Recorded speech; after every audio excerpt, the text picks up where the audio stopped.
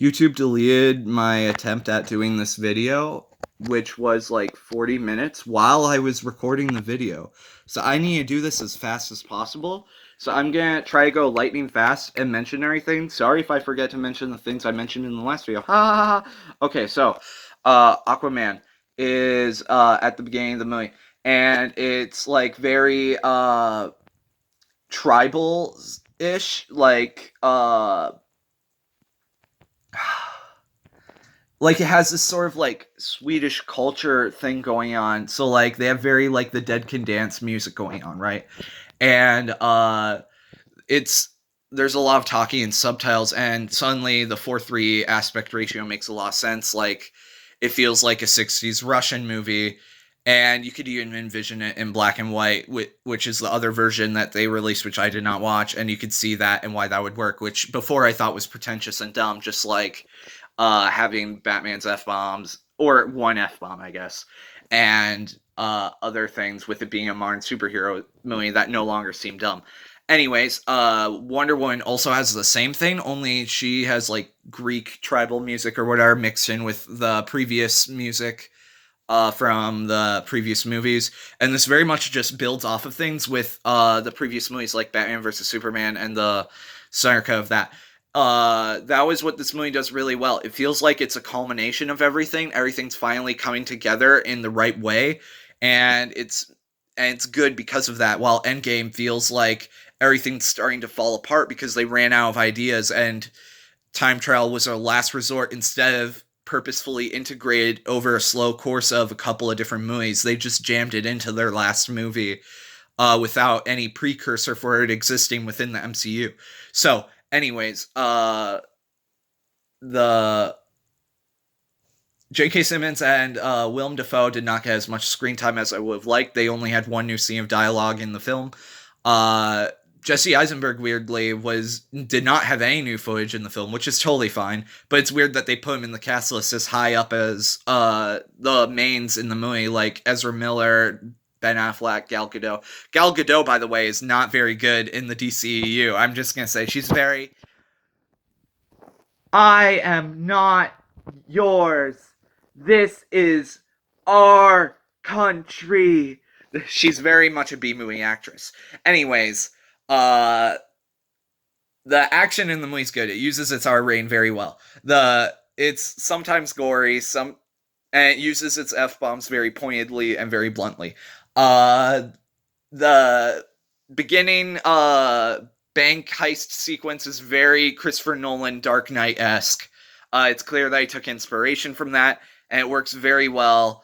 Even in the 3:4 aspect ratio, it's much grittier and much better than the original version, even though they do keep one silly moment from the theatrical version. Basically, this is largely a better version than the theatrical version, and it not only makes Batman vs. Superman better, but it also makes the original Justice League better. And I highly recommend that you watch the Snyder version of Batman vs. Superman before watching this film. It just makes things more sensical. All right.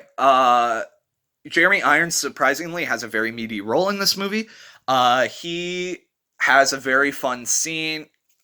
His whole role is just fun scenes in this movie. For example, he has one fun exchange with Gal Gadot. In fact, he has quite a few of them, but one that really stands out is when he's making coffee for Bruce Wayne. And because he's such a rich snob who likes it very specifically, and Alfred's trying to tell him specifically how Alfred wants his coffee, it makes for a lot of great comedic potential. It takes forever for the group to finally come together, as the original movie says. But and it also takes forever for Superman to actually be in the movie. So if you watch the trailers, which the trailers like spoil everything, by the way. And if you read anything online, that also spoils everything. It spoiled everything for me, anyways. I got all the plot twists spoiled for me, basically, and plot twists I didn't get spoiled for me, I figured out because I accidentally predicted them in jokes when I was like, lol, this can never happen, and then it happened, and then I was like, ha ha ha ha ha ha, I'm insane. Anyways, so, like, for example, I was making a joke about, okay, spoiler alert, real quickly. I was making a joke about, in about Mystique being Diane Lane's character when she was talking to Amy Adams, and then it turned out that Martian Manhunter had the Mystique ability and was really Diane Lane. So my joke came true, and that was funny. And all right, I thought he was only in the final scene, but whatever. Deathstroke, I wish was in it way more. He was phenomenal in the actor that played him was phenomenal in Arch Enemy, and I was really excited when I saw him in the theatrical version in the end credit scene. So I was really excited when I heard that he was in this movie and had new footage, but the only new footage he had was in the Joker scene, and that was it. There were like 15 new spoilers I had that I was really excited for. All of them were just the Joker scene, like over and over and over again. And that scene is phenomenal, even though Jared Leto's Joker is not phenomenal. Like, he's probably the weakest Joker. But like, I just wish that scene was the whole movie. There's so many interesting parts with that, with the alternate realities and timelines and how they loop back into each other, kind of like a closed circuit where it just kind of works back into itself forever. Like, that's cool time travel stuff, and it's set up very well in Batman vs Superman. It all works perfectly. The rest of the performances, other than Gal Gadot, are great in the movie. It uses its R rating well. I don't know if I already said that. Fun gore and the F-bombs are used very well, even though there's only a few of them. They are very blunt and pointed, and they work, and Ben Affleck's is especially brutal, and like, oh man. And I would love to see the sequels that restoring the Snyderverse would do, but I doubt that would happen because Warner Brothers hates money. That's the short answer. They should eat their greens. It's good for them, but they don't want to. They don't want what's good for them. They don't know what they want, apparently. They want to make trash, even though a lot of their movies are great. They want to make the studio version, which wasn't good. The only good thing in the studio version was the opening credit scene, which was way better than the opening credit scene of this movie. I'll give them that. But the rest of it is just no. No. No. But yeah, it takes until like the final part or two until you get either Superman or the team together. So it's really weird that you would think it would be really weird that it would take that long for the team to come together, except that they're not that interesting when they're fully together. They're more interesting when they're apart doing their own storylines and doing all these things. Did I mention that Willem Dafoe and J.K. Simmons should have gotten more screen time than they did? They both only had one new scene. And both of them are phenomenal actors, and they both only got one new scene of dialogue, and that was it. So it's like, why? You get all these prestigious actors, and you don't use them, you fully underutilize them. Why would you do that? Anyways, moving on. The trailers totally spoil major character deaths in the third act of the movie, like, towards the very end. I mean, like, the second to last chapter, very, very end. Like, why would you do this? What else can I go into, like, lightning fast? Because apparently YouTube doesn't like how long I take talking about the Snyder Cut. The aspect ratio, did I mention that? Did I talk about how I'm fine with it looking in black and white because it kind of looks like a noir film when it's in America? It kind of looks like a 60s Russian movie when it's with Aquaman at the beginning. And I love, like, the Nordic, like, like the Swedish, like, sort of singing part at the beginning where it's like, oh, okay, that's cool. I like that's expanding on, like, the side characters that, like, you don't even know anything about. Instead, but I wish that they would have explored more of the side characters that you do know things about. Like, it would have been fun to watch J.K. Simmons doing things in the police station up in Gotham, or it would have been fun to see Willem Dafoe doing things in the Aquaman realm, you know. Like, it would have been fun to have a couple of side plots here and there. It would have been fun to have a side plot in the alternate dimension where Deathstroke is teamed up with Joker and Batman and the Flash and is trying to kill evil Superman. I want to see that movie so bad, but it's not happening, and it makes me very mad and sad. Okay. Yeah, the time travel is so much better in this than Endgame. Like, Endgame, seriously, eat your heart out. You were so terrible at this.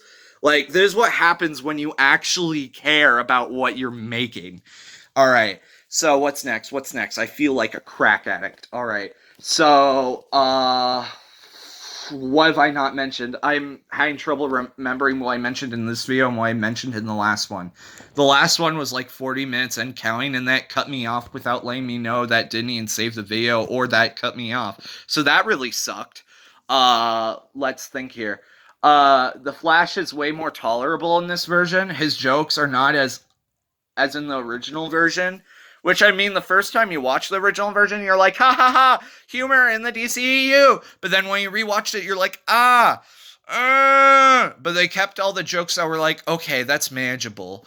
But then they add new jokes that were like, okay, that's better. There's a good Flash scene. Most of the Flash scenes are just Quicksilver, but more emotional, which is an interesting take on Quicksilver. Like, his childhood friend is dying in a car crash, and he does the amazing Spider-Man too, like, reaching out the hand with like the spider web thing to Gwen Stacy, who's hitting her head and going, "Owie, I died." Like, they do that whole scene, and it's like, oh, that was actually like a really good, cool moment. Everyone was oohing and eyeing that I was watching it with for the first time. That I was also watching it for the first time over every scene, so that should tell you that was really good. I give the movie like an 8.5, by the way. I just wish that it was the Nightmare movie, because that would have been more than a 9.5. I mean, 8.5, by the way. Also, I have spit so much junk over my camera by saying all this stuff, by the way. What else can I say? Uh, Jeremy Irons was in this way more than I thought he would be. He's awesome in it, by the way. Did I mention that Jesse Eisenberg is barely in this, which is totally fine by me. He had no new footage. He just had a recycled scene from Batman vs. Superman that was in the Ultimate version, and then a recycled scene from Justice League's end credits scene from the theatrical version, which is like, why'd you put him that high in the cast list then? I probably already said that in this video, and you hear me recycling myself like a psychopath. Anyways, let's talk about Darkseid and Green Lantern and Martian Manhunter. They all were not in it very much. What was up with that? Green Lantern, I think they're setting up his origin story by killing him off, and it was like, woof, that's a big oof. By the way, the original version, I structured it like a very nice person. I had it be spoiler-free at the beginning, and then went into spoilers at the end, but then YouTube screwed me. So, I guess screw you.